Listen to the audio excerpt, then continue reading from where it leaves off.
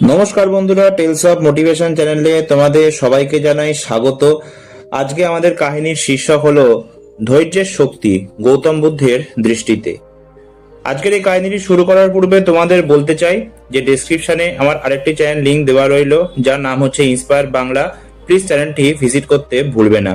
তো চলো এবার মূল কাহিনীতে ফেরা যাক। রাতের নিস্তব্ধতা যেন হঠাৎ ভেঙে গেল এক শিষ্যের অস্থির কণ্ঠে। ভগবান, আমি আর পারছি না। যত সাধনা করি ততই মন অস্থির হয়ে ওঠে। কতদিন অপেক্ষা করব? কবে শান্তি পাব? সব শিষ্য নীরবে তাকিয়ে রইল তার দিকে।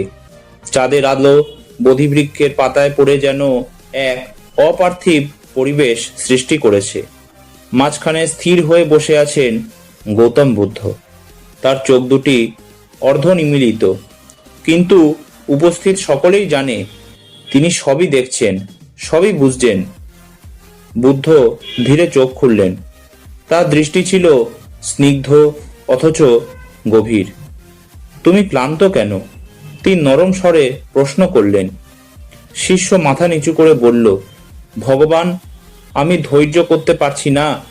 মনে হয় যত অপেক্ষা করি ততই ফল দূরে সরে যায়।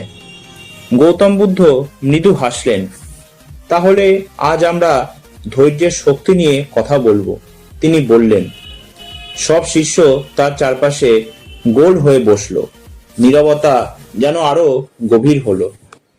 বুদ্ধ বললেন, ধরো পাহাড়ের বুক থেকে একটা ছোট জলধারা নেমে এলো। প্রথমে সে খুব সরু, দুর্বল। সামনে বড় বড় পাথর, কাটা গাছের শিকড়, সবই বাধা। যদি সে অধৈর্য হয়ে ফিরে যেতে চাইতো, তবে কি সে কখনো সমুদ্র পর্যন্ত পৌঁছাতে পারত? এক শিষ্য উত্তর দিল, না ভগবান। কেন? গৌতম বুদ্ধ জিজ্ঞেস করলেন। কারণ তাকে পথ তৈরি করতে সময় লাগে। বুদ্ধ মাথা নাড়লেন। ঠিক তাই, নদী কখনো পাথরের সঙ্গে লড়াই করে না। সে ধীরে ধীরে বিন্দু বিন্দু করে পাথর ক্ষয় করে। বছর যায়, যুগ যায়, শেষে পাথর হার মানে। ধৈর্যই নদীর শক্তি। শিষ্যদের চোখে তখন এক নতুন উপলব্ধির আলো। বুদ্ধ একটি ছোট বীজ তুলে ধরলেন। এই বীজটি যদি আজ মাটিতে পুঁতে দিই, কাল কি এটি বৃক্ষ হবে? সবাই একসঙ্গে বলল, না ভগবান। কেন? একজন বলল, কারণ তাকে সময় দিতে হবে। সূর্য, জল, বাতাস সবকিছু পেতে হবে। বুদ্ধ বললেন, তাহলে তোমরা কেন নিজের মনকে সময় দিতে চাও না? তোমাদের সাধনা এক একটি বীজ।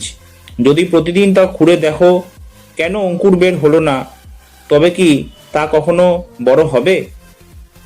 সবাই নীরব। ধৈর্য মানে শুধু অপেক্ষা নয়, বুদ্ধ বললেন। ধৈর্য মানে বিশ্বাস নিয়ে অপেক্ষা করা। এক শিষ্য বলল, ভগবান, কিন্তু কষ্ট যখন আসে তখন ধৈর্য ধরে রাখা কঠিন হয়ে যায়। বুদ্ধ একটি ছোট আগুনের দিকে ইঙ্গিত করলেন, যা পাশে জ্বলছিল। এই আগুনে যদি তুমি কাঁচা মাটির পাত্র রাখো, সে ভেঙে যাবে। কিন্তু যদি তাকে ধীরে ধীরে পুড়িয়ে শক্ত করা হয়, তবে সে দৃঢ় হয়ে উঠবে।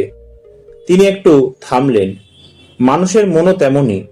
কষ্ট হলো আগুন, ধৈর্য হলো সেই সময় যা মনকে শক্ত করে। যদি তাড়াহুড়ো করো, তুমি ভেঙে পড়বে। যদি ধৈর্য ধরো, তুমি আরো শক্ত হবে। একজন তরুণ শিষ্য প্রশ্ন করল, ভগবান, আমরা কিভাবে বুঝবো যে আমাদের ধৈর্য ফল দেবে? বুদ্ধ আকাশের দিকে তাকালেন। পূর্ণিমার চাঁদ তখন উজ্জ্বল। চাঁদ কি এক রাতে পূর্ণ হয়? তিনি জিজ্ঞেস করলেন। সবাই বলল, না, প্রতিদিন সে একটু একটু করে বাড়ে। কেউ তাকে তাড়া দেয় না, তবুও সে পূর্ণ হয়, কারণ তার নিজস্ব সময় আছে। বুদ্ধ বললেন, তোমাদের জীবনও তেমন। যদি নিজের সময়কে সম্মান করো, তবে একদিন পূর্ণতা আসবেই। তারপর বুদ্ধ একটি গল্প শুরু করলেন। একবার এক যুবক একটি আম গাছ রোপণ করলো। 1 বছর পরও ফল না পেয়ে সে রেগে গিয়ে গাছটি কেটে ফেলল। তার পাশের বাড়ির বৃদ্ধ একই সময় আরেকটি গাছ লাগিয়েছিল। সে প্রতিদিন জল দিয়েছে, আগাছা পরিষ্কার করেছে, কিন্তু কখনো ফলের জন্য অধৈর্য হয়নি। 5 বছর পর সেই গাছ ফল দিল। যুবক তখন আফসোস করল। বুদ্ধ শিষ্যদের দিকে তাকিয়ে বললেন, তোমরা সেই যুবক হয়েও না, তোমরা সেই বৃদ্ধের মতো হও যে ফলের আগে দায়িত্ব পালন করে। ধৈর্য মানে চুপ করে বসে থাকা নয়, বুদ্ধ বললেন।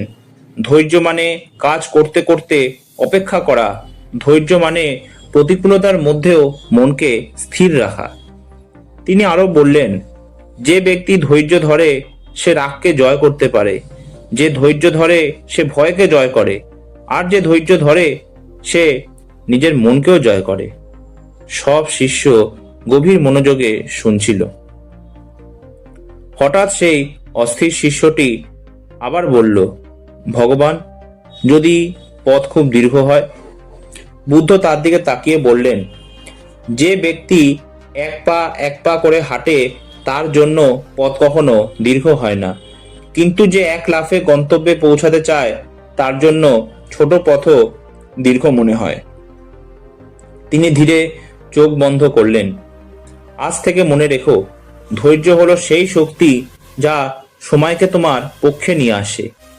রাত আরো গভীর হলো। শিষ্যরা ধীরে ধীরে ধ্যানের আসনে বসে পড়ল। তাদের মনে আর অস্থিরতা নেই।